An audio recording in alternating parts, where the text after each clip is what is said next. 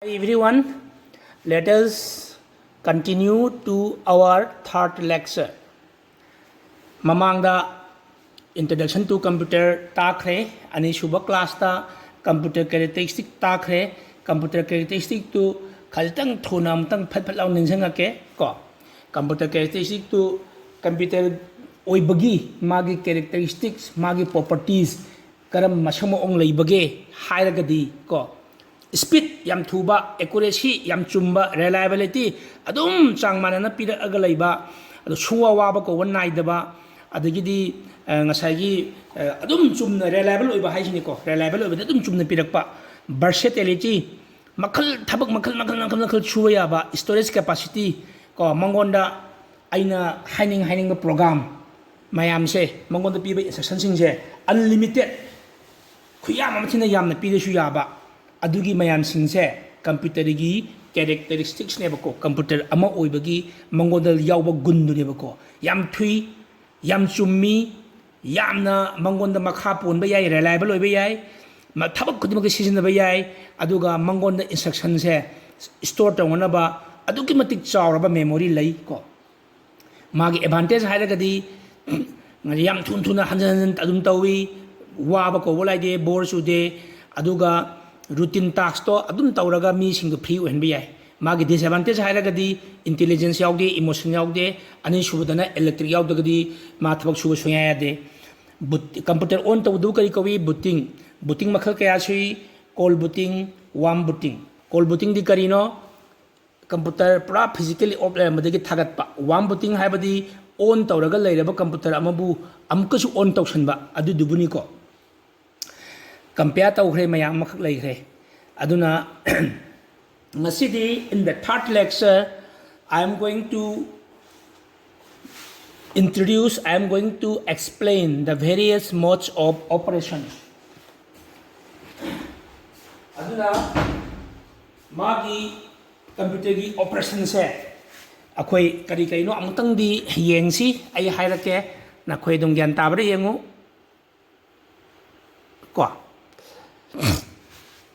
aduna computer can operate in many different ways requiring different and complex operating systems computer je makhal muong da operate to yai ko tongan magi saklon da hai tare computer gi saklon ko aduna ahan ba saklon aim ta harake multi programming ani shuba saklon real time processing ahum shuba saklon interactive processing ko adagi mari suba saklon batch processing adagi manga suba saklon multitasking taruk suba saklon multi access or multi user ko asigi mayam singse ko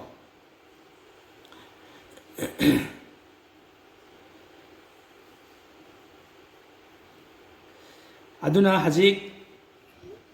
amamamtang yengsi ay moi explain su tauge aduga magi wari su lige aduna ngasagi real time processing hairi se ko sigi real time processing se kali nom tang sum yengsi ay ta harake pa ba thokna ba katang pi hanje ko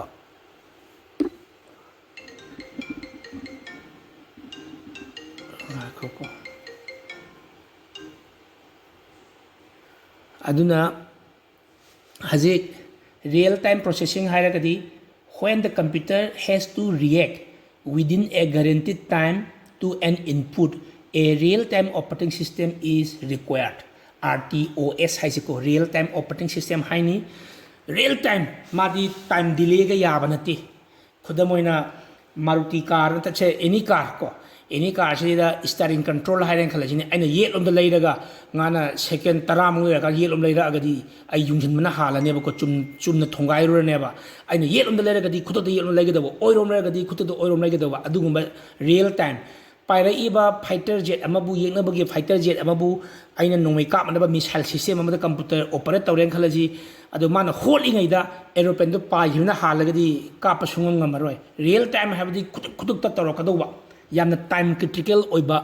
singda seasonable computer sing ko adugumba da seasonable sing dubu real time operating system kawi ko aduna a real time operating system does not necessarily have to be fast. Computer yam yang da ya de haiba ka thodu ko su leite ko real time ge. It simply has to be quick enough to respond to input in a predictable way.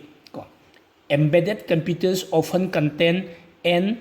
real-time operating system as many are used in controlling something. Asa aina ka haibado missile control system, missile firing system, adigi nogi guide ga yawba EVS kind electronic braking system kind yarakpa mayam singdo. Computer phasu bi dakar oide adubu it has to be quick enough to respond to input in a predictable way. Hana mong na pig sibati matung in tabak toro kadam ni delay time delay le ba sunya ya deko yam fast onya habi wa inate. Computers operating in real time are often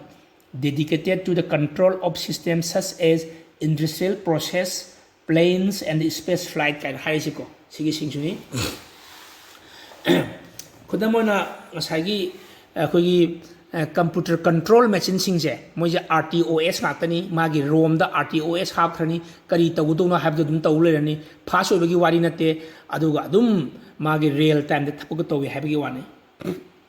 multi programming systems ko sige se multi programming ko multi programming maming singse ninjang ko maming se when you remember the name you can write something ko real time means just giving input output in the real time, in the actual time. Multi programming means programming multi hyphen programming. So what is multi programming? Let us have a look. Multi programming is a method of operating such that several programs appear to be running at once. Thabak na mayamama computer duna amutang na tauraba. Then we call it as multi-programming. If the computer is performing many jobs, many different things at a time, then we call it as multi-programming. The operating system switches job in and out of processor time according to priority. For example, while one job is being allocated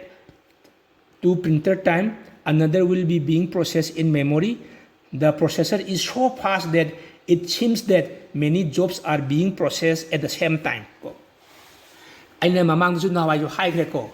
computer de yam fast in thabuk tawi aina si thi I ngai da aina ai gi ming se L namam badagi O nam e LORENDRO nam do ni L namam maga O number anik ki marak to the delay mayam layeba ada computer to the mangon di chahi lising magi moonga khandu neba adu gi manung to ma di thabak mayam to ya adu ai wa khanda di ai gi thabak tang to inen khandu neba computer do khodamoina multi programming gi yamna phajaba kanu ka kharake akoi gi yamna akoi gi icham chamba scenario ma ka kharake noi khoi gi hojipudi covid leramina usho wasop laitre covid laitinge mamang da di yongko ushop amada chak chanaba amada mi chama sabada mi yankai hairajine chama yamankhre mi yankai sida ai gyama khana bambol ama khatana sap to doineba ado aina chak chab je ngo ai amuta da chakhom ni phu chakhom chama da on hukchen deba ka shuko nga thoma mutot kani iro ma mungchani singju mungchani aina char le nga da aina chakhom ma chari ai yama du ai ngonda direct dedicate tawragadi ai ga do na ngonda cha hapani mana nga hapani aina nga do khara chari ngai magi dum phammaga chup thakna kui leiraneba aduna manane magi idle time man do kai sisina ge hamtana mi yankhai magi ma matomdana thapak to wayaba adu ai gi wakhanna di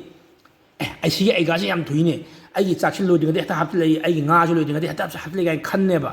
adubu in reality dadi he is serving to 50 people like me but all the people will feel that I am being served. This particular idea is dedicated to me. Adumaina aina khanne bako. Adu tashengbadi madi mi mayam da piri ne bako. Mana ato ayonda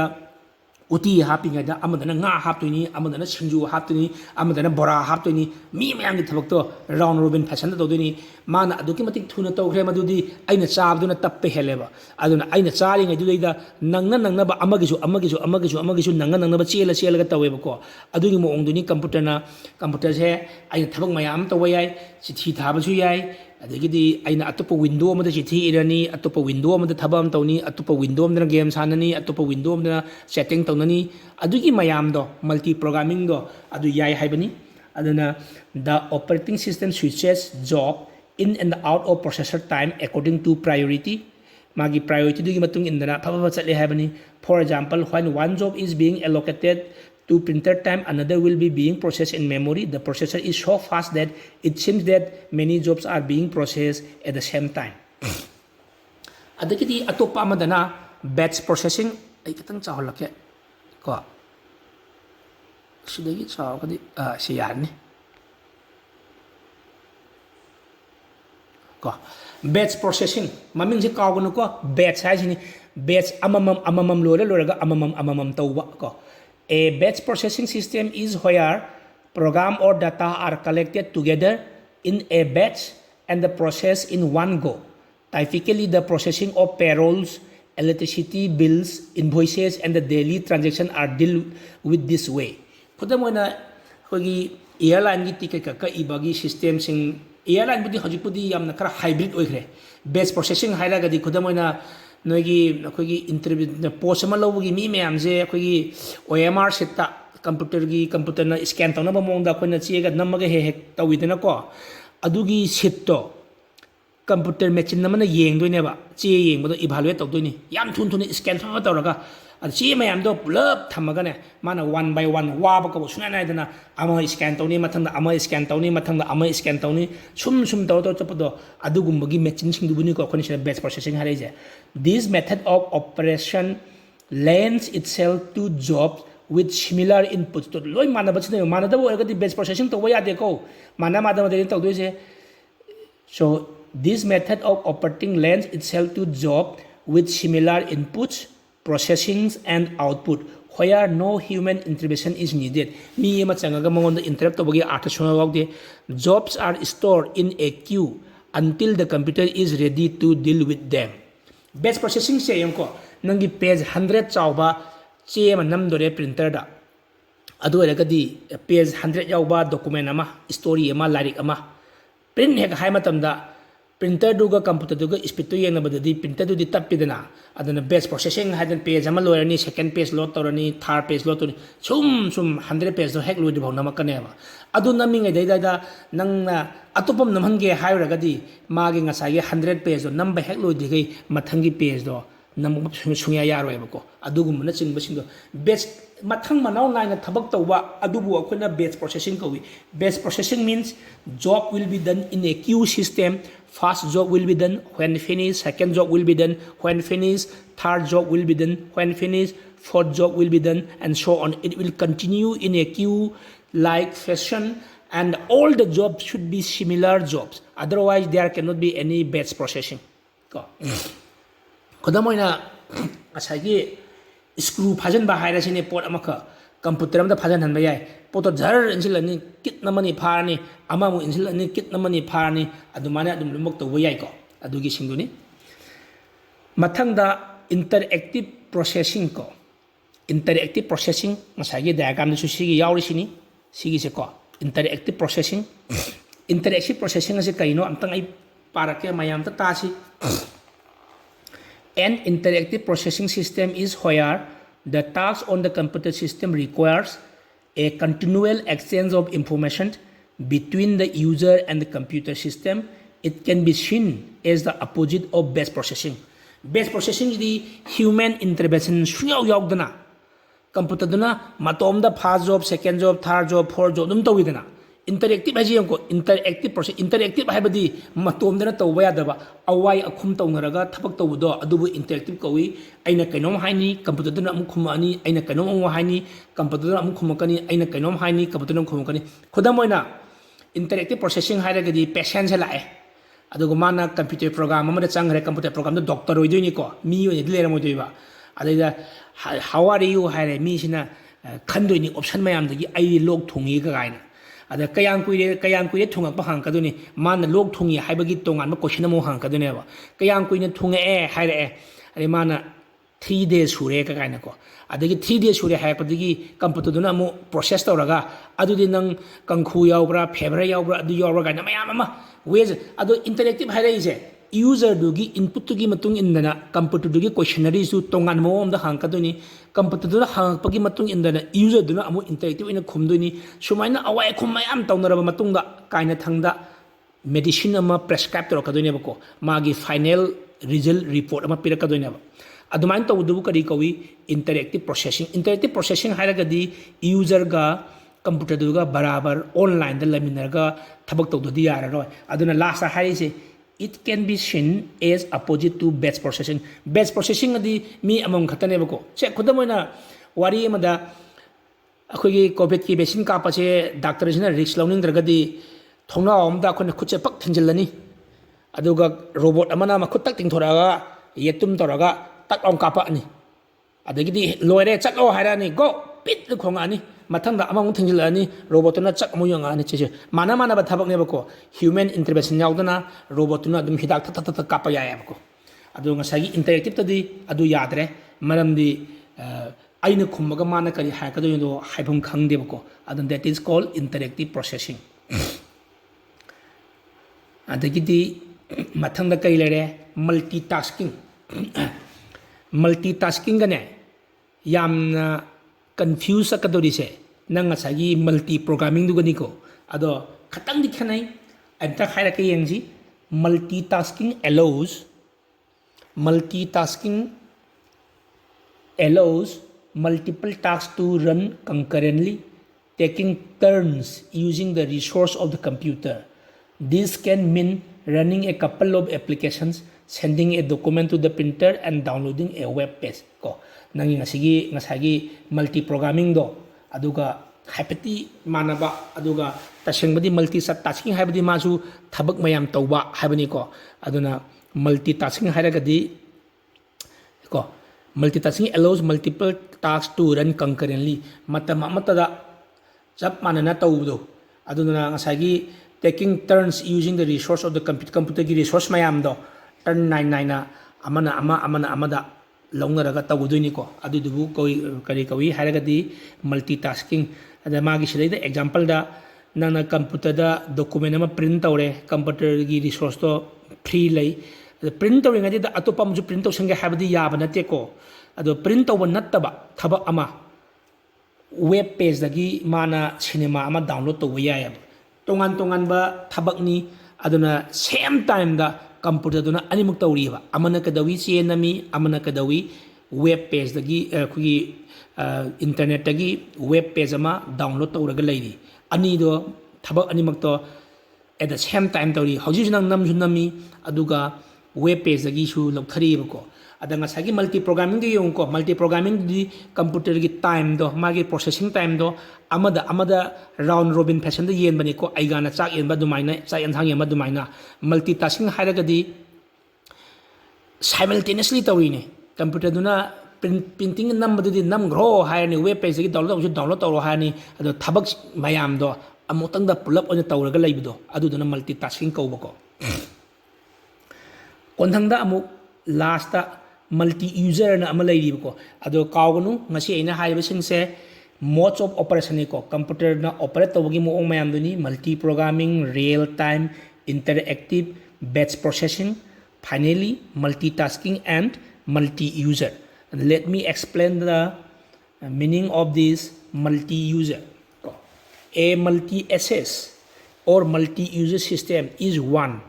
where several users can use the same system together via a local area network. Adidu multi-user kawi. The CPU deals with users in turn. Clearly, the more users, the slower the response time. Generally, however, the processor is so fast that the response time at the most is a fraction of a second that the user feels they are being dealt with immediately.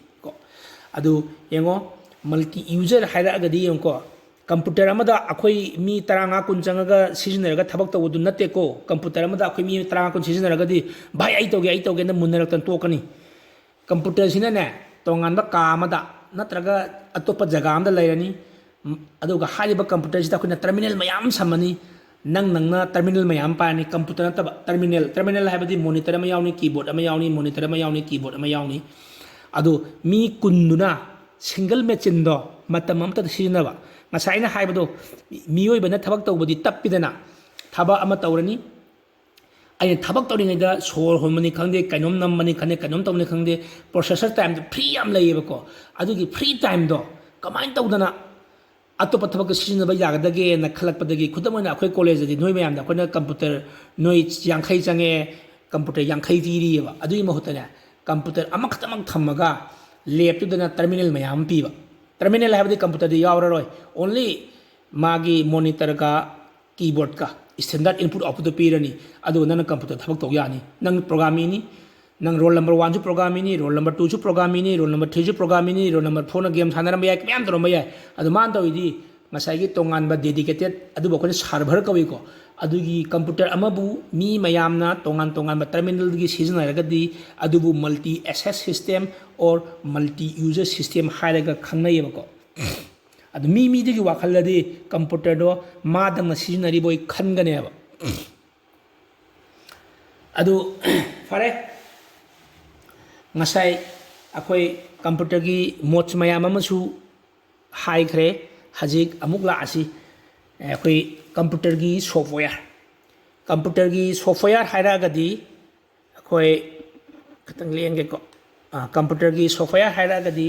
software of a computer system can be referred as anything which we can feel and see. Example, Windows icon.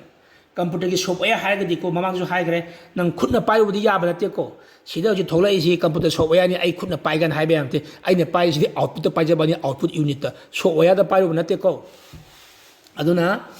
computer software is divided into two broad categories: system software haiba ama, application software haiba ama. Mayam khaidu I ko and the system software hairagadi system software manages the computer resources. It provides the interface between the hardware and the user. Aduna computer software gi system software gi role kauranu ko operating system je system software gi manung challi ko system software manages the computer resources. It provides the interface between the hardware and the users. Application software hairagadi on the other hand is directly responsible for helping users solve their problems. Application software hairagadi ko tongan ba application amagi damakta ira aba program singdo tongan ba application amagi damakta ira aba computer program singdo madubu khoine application software se asithi inaba program word angka khona ba program excel adagi mingon da display tongna ba class la unaba program se aina si ini se powerpoint tongan ba application software ngakani tongan ba thabak singi ko system software haragadi computer gi operating system oi be yai virus la thuk abo oi be yai mayama adugi sing ko adu system software se amtanga I sida amuka hairake system software consists of programs that manage the hardware resource of a computer and perform required information processing tasks. System software haragadi program mayam yawi computer gi hardware resource mayam do mana control tawdoni mana perform tawdoni magi pirak ba instruction do gi matung inna. These programs are divided into three classes. System software jini ko mana mukhajo I haisa karamba operating system ko ba ama, system support ko ba ama, system development ko ba ama. System lo yaw bane tu operating system number 1, system support number 2, system development number 3. The operating system operating system provides services such as user interface, file and the database access, and interfaces to communication systems such as internet protocols. The primary purpose of this software is to keep the system operating in an efficient manner while allowing the user access to the system. Operating system is called operating system dubu operate tawriba adu dubu ni ko mamangi classes wa ina high grade software mayangi marakta khwaidagi maru ba software ma yawi kari mamin kawi haragadi operating system bus amada mi yang khai mung tong ma yai kontra mung tong ma yai khwaidagi maru passenger ma yawi kanano haragadi no na jo high grade driver नोगी class लौरीङैदा सात्र मयाम लई मी मयाम लई Sartre हारगुमसी मी मयाम अम लई ख्वाइदगी मरु मीदो कनानो हारगदी ओजा आई सिगुमनिको ओजादो यावरगदी क्लास लईनी ओजादो यावद्रगदी there won't be any class therefore the teacher is running your class the operating system is running the computer system without which computer will never work aduduniko system dubu operate tawri haibagidamata operating system kaurini the primary purpose of this operating system software is to keep the system operating in an efficient manner while allowing the user access to the system user do system do sizinaba yanabagidamata computer gi system do na magi system do adum is to keep the system operating hainiko adagidi system support software hairagadi yonko system gadi system di oiba ado si kari haina mari leinai harakadi system support software provides system utilities and other operating services example of system utilities are short programs and the disk format programs so kudamoina hajiti noi sizinadre mamangda noi akoigi floppy disk po sizinaramagadine ihana ma sizinaba hodinga format tawge ka haibako so no joji pen drive por ene pen drive tu ka yawe lo kakthalaji ga hairene ado pen drive tu noina hoji phat awna format ka tawidana adugi mayam sindo adugi utility sindo adu dubuni system support software haije computer dugi operating system akti nattaba aduga computer gi peripherals mayam sing computer gi resource mayam sing do adu function phajna tawnaba support tawriba software sing do adubu system support software haraga khagnayebako the last system software category system development software haijeko system development software hagadi karibu khangnai the system development software includes the language translators that convert program into machine for execution debugging tools to ensure that the programs are error free and the computer assisted software engineering ke system gain hai singchiko moi sigi singse system development software haraga khangnayebako adagidi ngasige topic se kaunu noi sum akoi mahabharat takpagi type to chakini ko kogi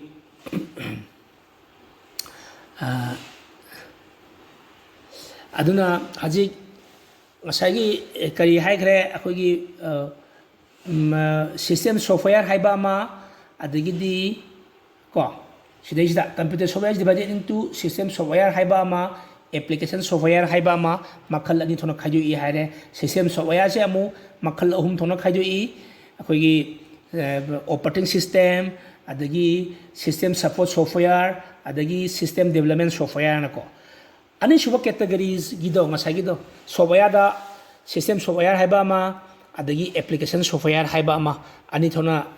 tawi haidana ko application software kadai bu kowi hairagadi kari gumba application amagi damakta base tawraga lingiba singdubuni ko khone application software koise application software is broken in two classes general purpose software and application specific software so an khaidu ebako general purpose software hairagadi general purpose software is purchased from a software developer and can be used for more than one application example of general purpose software include word processor database management system and computer aided design system sigi mayam sin sum example ko pidi se general purpose software haire ise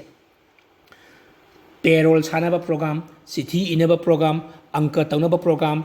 adagidi se presentation sanaba program sigi mayam sin general purpose ngatani ko they are level general purpose software because they can solve a variety of user computing problems adu duneba ko application specific software hairagadi application specific software can be used only for its intended purpose ngasagi chithi iba ha kanada ai chithi katang nateba ai ne ju ini amana ju story ini nang ju nangi ini nang ini mong ibe ya ko application specific software hairagadi a general ledger system used by accountant and the material requirement planning system used by manufacturing organization are example of application specific software se akoi college gi payroll sananaba software makha ire en khalachine adudi application specific tare ꯑꯗꯨꯒꯤꯗꯣ ꯑꯗꯨꯗ ꯈꯛꯇꯪ ꯁꯤꯖꯤꯟꯅꯕ ꯌꯥꯅꯤ ꯑꯇꯩ ꯑꯇꯣꯞꯄ ꯊꯕꯛ ꯑꯃꯗ ꯁꯤꯖꯤꯟꯅꯕ ꯌꯥꯔꯣꯏꯕꯀꯣ the relationship between system and the applied software is shown below ꯀꯣ ꯑꯗꯨꯅ ꯁꯦ ꯌꯥꯝꯅ ꯁꯝꯅ ꯃꯇꯝꯗꯨ ꯇꯦꯟꯁꯤꯜꯂꯛꯑꯦ application ꯁꯦ general purpose software ꯍꯥꯏꯔꯒꯗꯤ general ꯃꯌꯥꯝ ꯃꯈꯜ ꯃꯈꯜ ꯁꯤꯖꯤꯟꯅ ꯌꯥꯕ application specific ꯍꯥꯏꯔꯛꯑꯗꯤ ꯑꯗꯨꯗꯪ ꯇꯧꯕ ꯌꯥꯕꯁꯤꯡꯗꯨꯕꯨꯅꯦꯕꯀꯣ ꯐꯔꯦ ꯍꯧꯖꯤꯛ ꯀꯟꯀ꯭ꯂꯨꯖꯟꯗ ꯀꯝꯄ꯭ꯌꯨꯇꯔꯒꯤ ꯍꯥꯔꯗꯋꯦꯌꯔ ꯀꯝꯄ꯭ꯌꯨꯇꯔ ꯅꯪ ꯂꯩꯔꯤꯕ ꯀꯝꯄ꯭ꯌꯨꯇꯔ ꯃꯦꯆꯤꯟꯗꯨꯅꯤꯀꯣ ꯈ꯭ꯋꯥꯏ ꯃꯅꯨꯡꯒꯤ ꯁꯥꯔꯀꯜ ꯃꯆꯥꯁꯦ ꯍꯥꯔꯗꯋꯦꯌꯔ ꯁꯤꯁꯇꯦꯝ ꯁꯣꯐꯋꯦꯌꯔꯁꯤꯅ ꯑꯃꯨꯛ ꯉꯁꯥꯏꯒꯤ ꯀꯝꯄ꯭ꯌꯨꯇꯔꯁꯦ ꯑꯣꯄꯔꯦꯠ ꯇꯧꯅꯕ ꯁꯤꯖꯤꯟꯅꯔꯛꯀꯗꯣꯏꯅꯤ ꯁꯤꯁꯇꯦꯝ ꯁꯣꯐꯋꯦꯌꯔꯁꯦ ꯑꯣꯄꯔꯦꯇꯤꯡ ꯁꯤꯁꯇꯦꯝ ꯌꯥꯎꯔꯦ ꯁꯤꯁꯇꯦꯝ ꯗꯦꯕꯂꯞꯃꯦꯟ ꯁꯣꯐꯋꯦꯌꯔ ꯌꯥꯎꯔꯦ ꯁꯤꯁꯇꯦꯝ ꯁꯄꯣꯔꯠ ꯃꯌꯥꯝ ꯌꯥꯎꯔꯦ ꯁꯤꯒꯤꯁꯤꯅ ꯅꯪꯒꯤ ꯁꯤꯁꯇꯦꯝꯁꯦ ꯐꯖꯅ ꯇꯧꯍꯜꯂꯛꯑꯅꯤ